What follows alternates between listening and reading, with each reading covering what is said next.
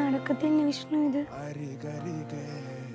എന്റെ വീട്ടുകാരും സമ്മതിക്കില്ല. ഉമ്മ മരിക്കൂന്നൊക്കെ പറയുന്നു.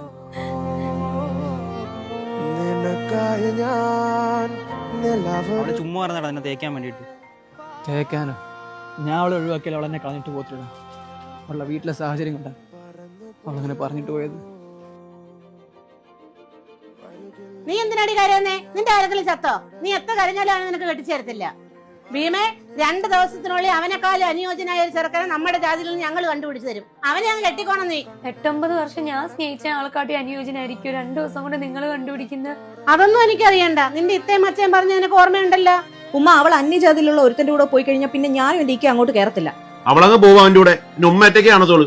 ഞങ്ങളാരും വരുമെന്ന് പ്രതീക്ഷിക്കണ്ട. ഈ പറഞ്ഞവരാരും നമ്മുടെ ഒരു ബുദ്ധിമുട്ടിലും കൂടെ ഇല്ലായിരുന്നല്ലോ ഉമ്മ. ആൾക്കാരുടെ മുന്നിൽ തലകുനിച്ച് നടക്കാനുള്ള അവസരം നീ ആയിട്ട്